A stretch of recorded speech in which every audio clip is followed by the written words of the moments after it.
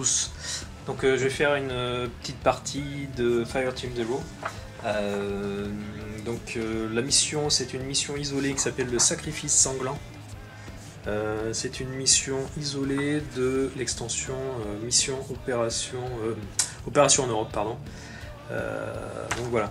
Dans cette mission, je vais utiliser 4 personnages pour la Fireteam Zero, avec donc ils ont tous 3 spécialités et 2 cartes amélioration. Donc les cartes amélioration, en fait, ce sont des cartes que l'on rajoute au deck de chaque perso. Et donc voilà.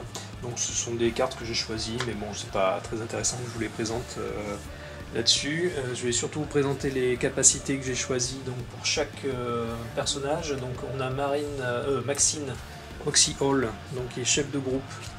Donc il y a 3 spécialités. Ces spécialités sont improvisation, qui lui permet lorsque vous attaquez à distance, vous pouvez déterminer les dégâts comme pour une attaque au contact sans en modifier la portée ou la force. Vigilance, une fois par round, lorsqu'un monstre entre dans votre zone en réaction, vous pouvez effectuer une action d'attaque contre lui. Voilà.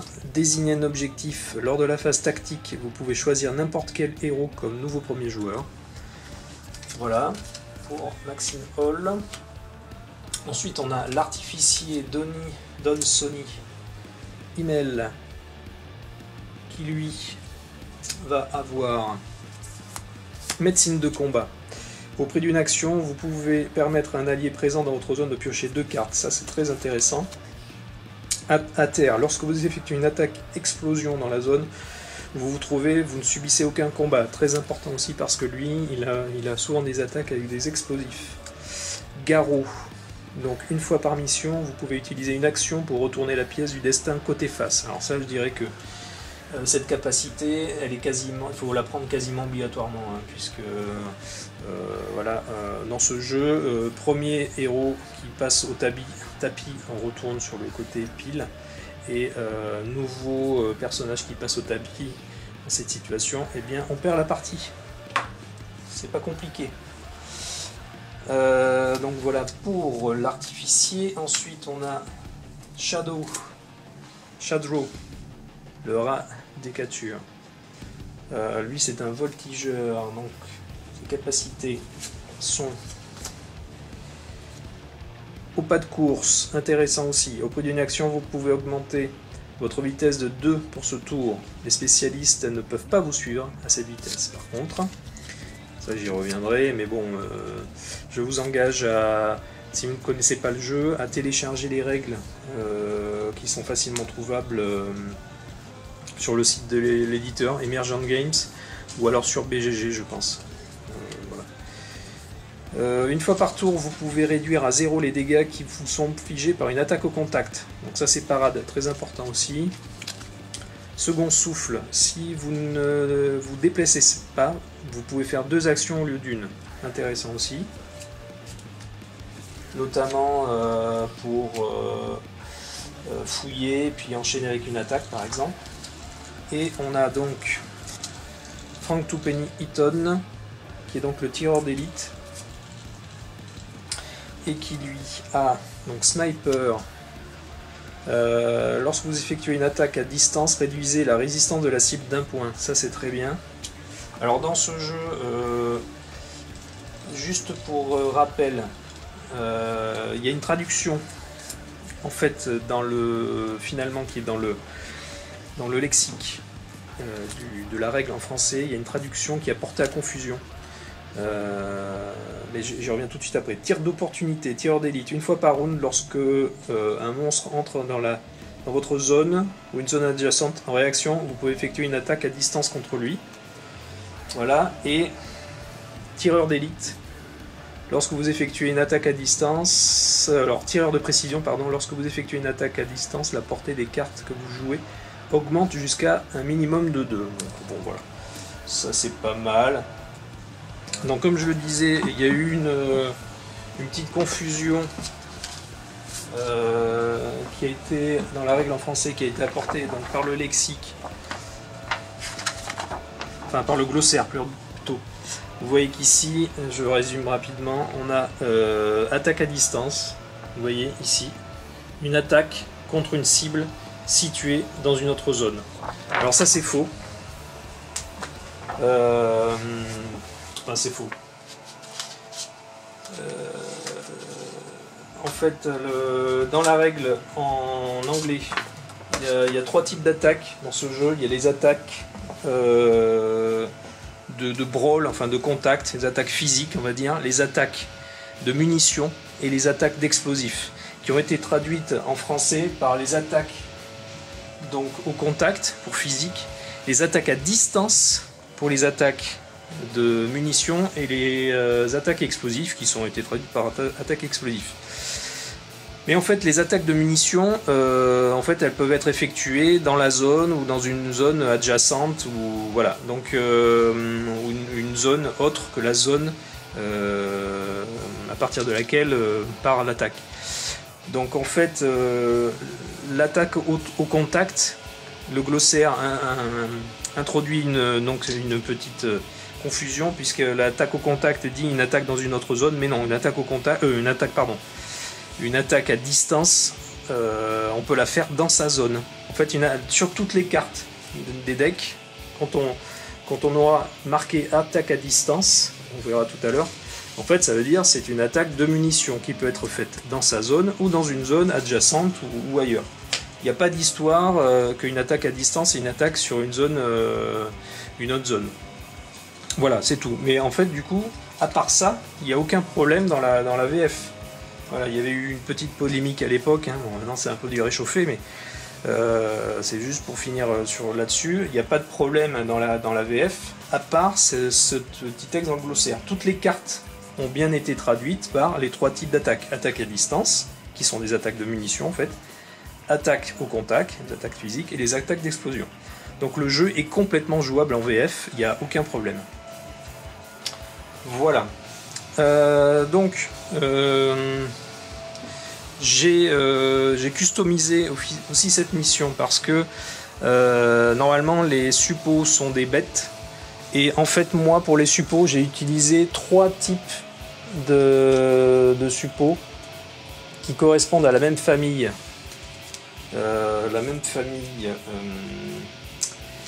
Que la bête qui était proposée dans la mission de base, donc qui était quelle famille d'ailleurs? Infesté, non, Typhon, donc ça doit être Typhon. Ça doit être Typhon.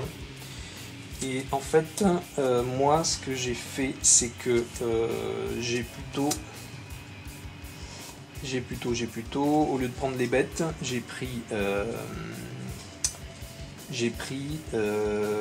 des vermines nuisibles.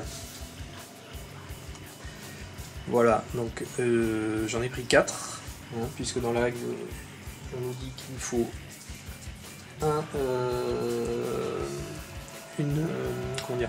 un suppôt de ce type par héros.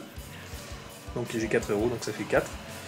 Donc ces vermines nuisibles, voilà, elles ont des caractéristiques, j'y reviendrai après plus tard, mais ce qu'on peut noter, c'est que sa capacité, c'est que toute zone où se trouve, donc c'est un terrifiant, toute zone où se trouve une vermine nuisible est considérée comme une zone difficile, c'est-à-dire que pour y rentrer, il faut 2 points de mouvement.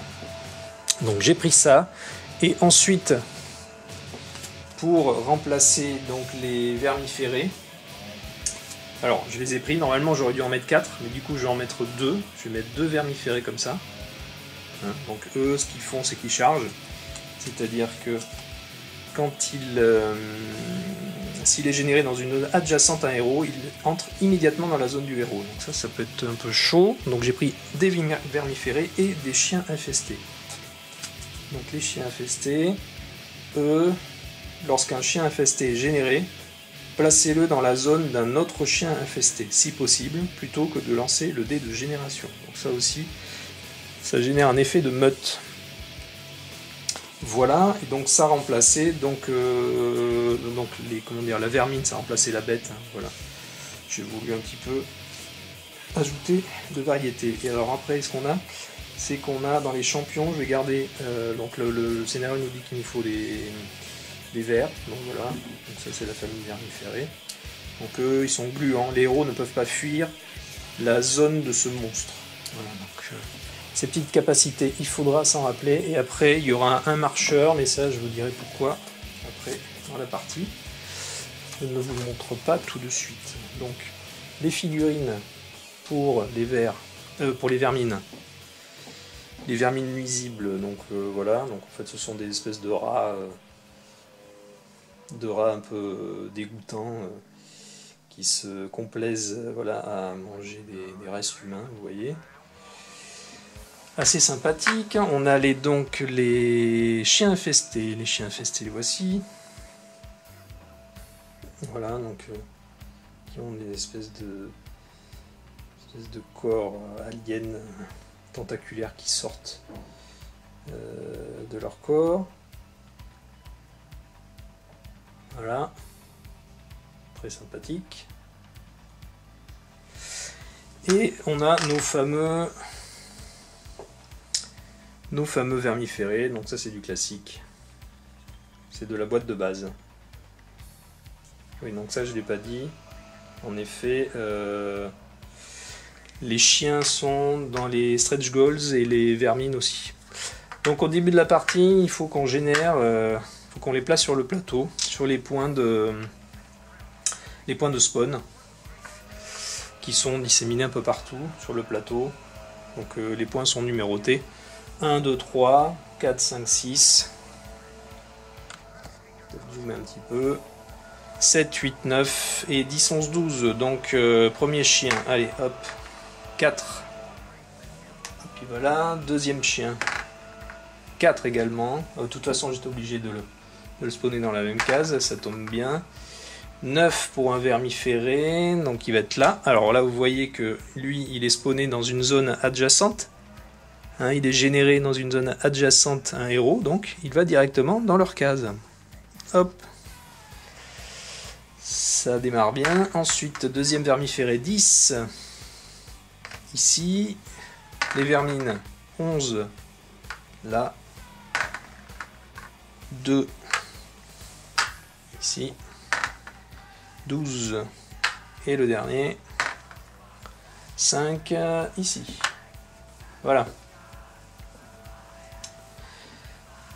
Donc la mission, la Fire Team est envoyée dans un asile psychiatrique parce que apparemment des expériences sont menées par une entité qu'on n'a pas bien identifiée. Apparemment, il a été aperçu un personnage en pyjama d'aliéné, une sorte de camisole un petit peu, qu'on a aperçu aux fenêtres la nuit apparaître. Donc il semble qu'il y ait un personnage qui hante les lieux, et cet asile pourrait héberger des expériences sur un virus qui serait utilisé pour déstabiliser les nations européennes et qui obligerait les gens à rester chez eux. Donc la Fire Team 0 est envoyée là-bas pour essayer de résoudre cette source du problème et l'éradiquer.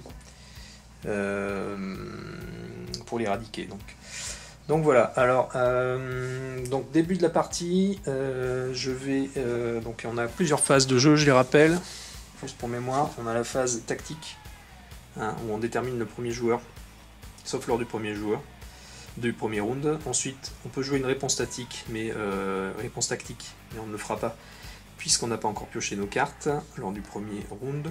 Ensuite, on pioche 5 cartes. Normalement, il faut qu'on ramène toujours la main à 5 cartes, hein, lors de cette phase.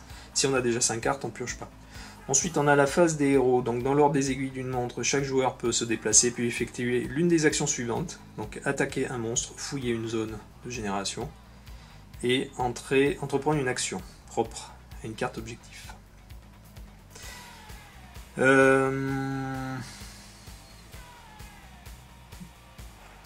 Voilà, et ensuite on a la phase de menace. Donc on avance le jeton de menace sur la piste en haut des imprévus, hein, que j'ai mis là-haut. Vous la voyez pas très bien, mais elle est ici. Voilà, et puis au fur et à mesure que le pion avancera, il y a des jalons qui vont se déclencher et ce qui nous obligera à piocher des cartes imprévues qui vont donc modifier le comportement des monstres. Donc ensuite on active les monstres, donc chaque monstre on les déplace, on lance le dé d'activation qui va soit qui vont déclencher des petits effets, et ensuite si le monstre peut attaquer, il attaque. Et dernière étape, on génère à nouveau des monstres, c'est-à-dire que tous les monstres qui ont été tués lors du round vont réapparaître, vont respawner automatiquement. Donc c'est un jeu qui est un petit peu à l'inverse des zombicides, des Rage Busters comme on a eu, c'est-à-dire qu'on a un nombre de monstres qui est limité dès le début de la partie. Hein. Vous voyez qu'ici on en a donc 8. Après il y en a quelques-uns qui vont se rajouter, mais bon, en gros on va arriver à 10-12, entre 10 et 12. Et pas plus, c'est tout. En fait ce qui se passe c'est qu'au lieu de ramener des monstres à chaque round et de remplir le plateau, en fait c'est qu'ils vont plutôt réapparaître, c'est le principe. À la fin de chaque round, donc ça c'est bien. Déjà ça limite le matériel, parce que je vous avoue que les jeux où il y a du matériel partout, des dizaines et des dizaines de figurines, des pions partout, voilà, je vais pas revenir sur certains jeux qui sont sortis récemment sur la Seconde Guerre mondiale, mais bon voilà. Bref. Donc voilà, alors on va désigner premier joueur. Bon, ben, du coup, je vais donner le pion premier joueur à Maxine Hall. Donc ça, j'ai pris le temps pendant le confinement de l'atteindre, celle-ci. Voilà, ça n'a pas été compliqué. Un petit coup de bombage avec une peinture métallique. Et puis voilà, un petit peu de couleur bronze pour les flammes. Et puis c'est parti. Alors, donc Maxine, eh bien, elle va, ben, tout le monde va piocher de toute façon. Hein. Donc là, j'ai mélangé les paquets, je crois déjà. Donc chaque personnage va donc piocher 5 cartes. Voilà, je vais... Hop. Tac. Donc ce que je vais faire, 1, 2, 3, 4, 5, je les mets ici. Je mets ma pioche comme ça. Hop. Voilà. 1, 2, 3, 4, 5.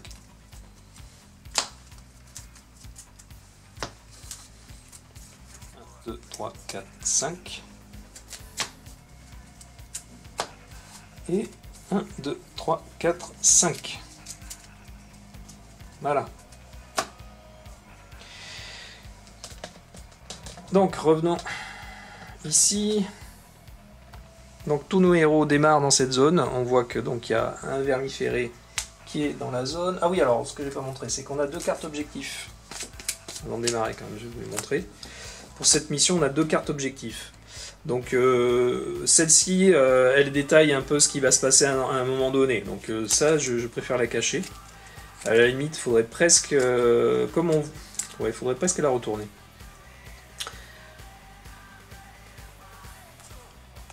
Quoique non, je suis obligé de la lire. Bon bref.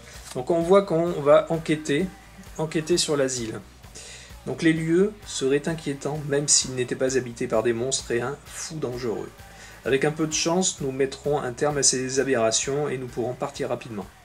Donc on voit ici qu'on a on voit ici qu'on a 3, il faudra poser sur cette carte 3 pions d'objectifs. Hein?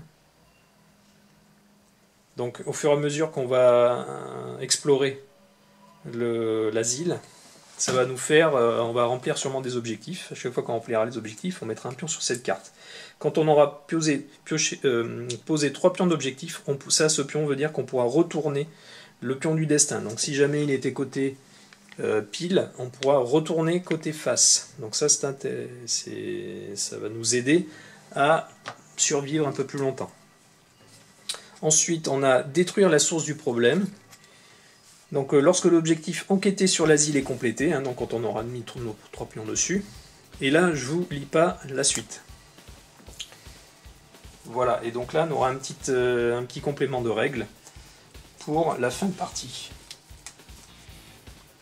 Qu'est-ce qu'on a on a quelques petits pions avec le scénario, donc ça, je vous les montre pas trop parce que voilà, ça c'est un peu lié au scénario. Et donc voilà, on est prêt à partir. Donc, eh bien, comme je le disais, je vais commencer... Ah oui, j'ai oublié aussi de vous montrer les figurines. Donc ça, c'est Shadow. On a Maxine, la chef de groupe. on a l'artificier. Voilà. On a le tireur d'élite. Voilà. Et on a des spécialistes. Donc ici, on a Folklore Minsk, qui est donc occultiste, c'est ça. Donc lui aussi, il a un petit pouvoir, donc je vais vous montrer. Et on a Hans Transfuge Krupp, de la famille Krupps, fameuse famille, voilà, qui n'a pas fait que des machines à café, surtout pendant la deuxième guerre mondiale. Donc, Folklore Minsk. Donc ça, c'est un spécialiste des Threads Gold. Donc lui, qu'est-ce qu'il fait? Une fois par round, on peut changer le dé d'activation d'un monstre à un résultat vierge. Donc ça, c'est pas mal. Et j'ai aussi utilisé les cartes d'extension qui permettent d'ajouter des capacités à nos spécialistes. Donc lui, comme il est occultiste, il a une incantation puissante. Donc durant votre tour, en remplacement de votre action, vous pouvez avancer d'une case sur la piste de menace et dépenser un jeton pour jouer une réponse tactique immédiatement. Donc, parce que les réponses tactiques, on ne peut les jouer que dans la première phase, la phase tactique. Mais là, on pourra les jouer. Donc voilà. Ici, on voit qu'il y a un petit pion, donc on pose un pion dessus, ça veut dire que ce sera utilisable qu'une seule fois. Hans Krupp, lui, qu'est-ce qu'il a? Il a autonome, donc c'est un médium. Et alors lui, n'avancez pas la piste de menace et le dernier héros protégeant le médium est envoyé au tapis. Oui, parce qu'en fait, quand un héros est sur la même zone qu'un spécialiste et que ce héros passe au tapis, s'il y a un spécialiste, eh bien, on avance d'une case sur la piste de menace. S'il y a deux spécialistes sur la même case d'un héros qui passe au tapis, on avance de 2 cases sur la piste de menace. Voilà, donc Maxine, qu'est-ce qu'elle a? Elle va démarrer, elle est sur la même case qu'un vermiféré. Bon, bah du coup, je vais regarder mes cartes, elle va sûrement faire une attaque pour éliminer le vermiféré. Donc on observe un peu ses cartes, voilà, fléchette expérimentée, voilà, bon, je vais prendre ça. Donc je vais faire une attaque, ici, fléchette expérimentale. Donc je lance 4 dés et j'ai droit à 2 relances. Ok, donc c'est une carte justement d'amélioration. Les cartes d'amélioration, elles ont 7 étoiles sur la carte. Donc je joue cette carte. Voilà. Je regarde pour le principe du combat. Hop, c'est une attaque donc. Voilà, la carte munition. La carte d'attaque, vous voyez qu'il y a une munition là ici. Ça veut dire que c'est une attaque de type munition. Et qui correspond en VF à une attaque à distance.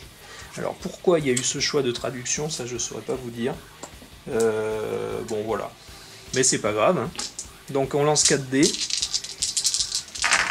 Je compte donc les balles. 1, 2, 3, 4, 5, 6, 7, 8. Donc voilà, c'est réussi. Le vermiféré, on voit qu'ici, il a 2 points de vie. Mais il a une résistance par type d'attaque. Donc attaque au contact, 1 point de résistance. Attaque de balle, 2. Enfin attaque à distance, 2. Et explosion, 1.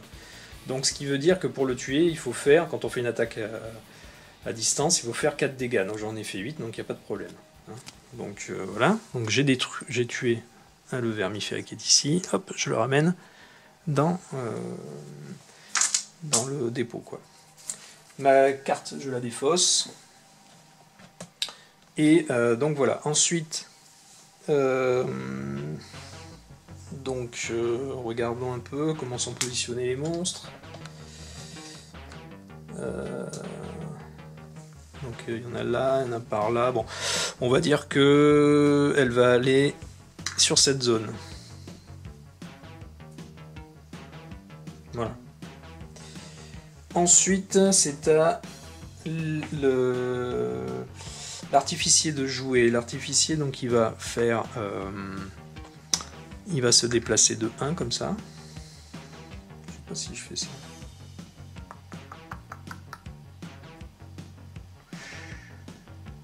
Ouais, il va faire ça. Et il va utiliser son action pour faire une médecine de combat et donc faire piocher 2 cartes à un héros dans sa zone. Donc je vais faire piocher 2 cartes à Maxime. Hop, 1 et 2. Je rappelle aussi que dans ce jeu, les messages vous renvoient aux règles. Je ne vais pas repasser la vidéo à vous expliquer les règles, mais la main de cartes représente les points de vie. Donc en fait, on passe au tapis quand un héros est obligé de défausser plus de cartes que qu'il n'en a dans sa main. Et, puisque les dégâts, quand ils encaissent des dégâts, on défausse des cartes. Donc voilà, éventuellement elle va embarquer avec lui les 2 spécialistes. Voilà, on va faire ça. Et puis, est-ce qu'elle prend les 2 spécialistes? Non, elle va prendre juste Folklore Minsk. Alors ensuite j'ai Shadow, donc Shadow il va venir là. Donc c'est une zone difficile, vous voyez qu'elle est notée par un petit liseré orange. Mais de toute façon il a Hans avec lui. Oui, ça je n'ai pas expliqué. Hans, ce qu'il apporte, c'est que les héros ignorent les terrains difficiles. Alors ce qui n'est pas précisé ici, c'est pour bénéficier de cette capacité, il faut être dans la zone de Hans ou dans une zone adjacente. Donc il emmène Hans avec lui et il va faire une recherche. Donc là, comme on a un point d'extraction ici, enfin pas un point d'extraction mais un point de spawn, de recherche, je le retourne et je pioche une carte. Il pioche une carte d'exploration. Donc planétaire, donc c'est un équipement. Donc ça aussi, ce sont des cartes qui ont été ajoutées par les extensions.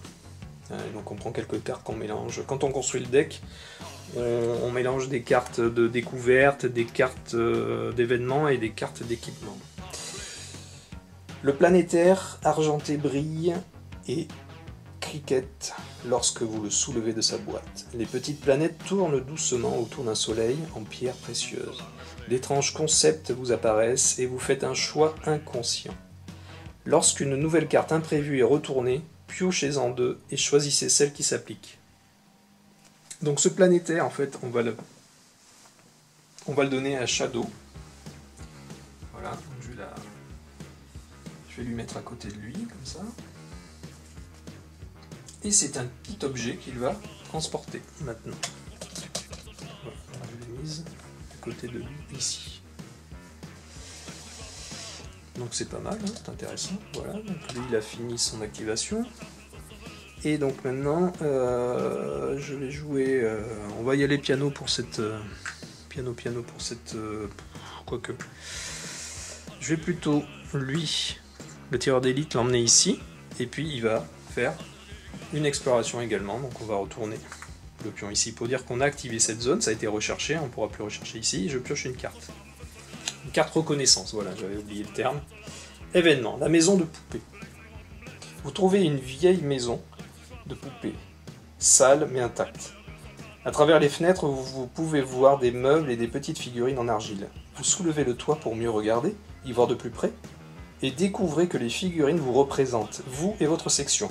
Vous en saisissez une pour l'observer de plus près, et le monde se met à tournoyer autour de vous. Échangez votre position sur le champ de bataille avec celle d'un autre héros. Alors ça c'est intéressant aussi, à part que là on est en début de partie, donc bon, ça va pas changer grand chose. Je vais dire que je reste ici en fait, je l'échange avec un autre personnage qui est dans la même zone, donc ça change rien. Donc voilà, et bien c'était tout pour cette phase de héros. Donc on a la phase de menace. Phase de menace, donc on avance le pion tout là-haut sur la piste de menace, hop, d'une case. Et donc on va activer les monstres. Donc je les active, je commence par les suppôts et après les champions, etc. Mais là on n'a que des suppôts. Donc je commençais par ce vermiféré par exemple. Donc les monstres déplacent vers les héros les plus proches. Donc là c'est pas compliqué, il va prendre ce chemin. Donc on fait 1 et 2. Oui, en effet, il a 2 points de déplacement de base, hein, c'est sur sa carte. Et là on lance un dé d'activation. Donc hop, donc là cette phase ça veut dire que c'est son activation spéciale. Parce qu'on peut avoir aussi cette case, donc là qui fait que le monstre va se déplacer d'une zone supplémentaire. Donc là il faut regarder ce que ça déclenche sur sa carte. Donc sur sa carte, on nous dit que ça correspond, et ça ne nous arrange pas, à un déplacement. Les vermiférés sont très rapides. Donc un déplacement, lui il a 2 points de déplacement. Donc il va faire 1 et 2. Donc il arrive sur la zone de Shadrow. Et ensuite il attaque s'il peut. Donc voilà, alors comme lui son attaque, le vermiféré, c'est une attaque au contact, Shadrow va utiliser sa spécialité de parade qui lui permet de réduire à 0 les dégâts qui lui sont infligés par une attaque au contact. Voilà. Donc voilà, comme ça c'est réglé. Ensuite, le deuxième vermiféré, bah, il est mort. On a donc des vermines. Donc les vermines, elles se déplacent de 2 également. Oui, de 2. Donc 1, 2. Je lance un dé. Bon, il se passe rien. Ensuite, on a celle-ci, 1, 2. Je lance un dé. Il se passe rien, on a du bol. Ensuite, 1, 2. Et alors là, quel chemin prendre? On a soit vers... Alors, je lance un dé. Donc là, j'ai un déplacement. Donc quel chemin prendre? Là, on voit que là, je suis à égale distance là, de ce héros et puis de ces héros. En fait, le ciblage, on prend la cible et le joueur qui a joué le plus tôt dans le tour. Donc là, c'est Maxine, puisqu'elle a été le premier joueur. Donc le vermiféré va se déplacer ici, puisque Maxine est ici. Ensuite, autre vermiféré qui est ici. Alors là, il faut prendre le chemin le plus rapide. Oui, donc ça sera 1, 2, 3, 4, 5, 6, 7. Ou 1, 2, 3, 4, 5, 6, 7, 8. Donc on va faire 1, 2. Capacité spéciale, mais là, il n'y a rien de spécial à faire. Et ensuite, mes chiens ils se déplacent également de 2. Tout le monde est rapide, hein. Ici, 1, 2. Donc là, j'ai capacité spéciale du chien qui est que tous les chiens infectés à une portée, tous les chiens infestés à une portée de 1, y compris celui-ci, effectuent un déplacement. Donc celui-ci, il est à 2, donc il ne s'avancera pas, mais lui, il va effectuer un déplacement supplémentaire. Donc 1, 2, 3, 4, 5, 6, 1, 2, 3, 4, 5. Donc il va aller par là, 1 et 2. Là, ça aussi, ça va très très vite.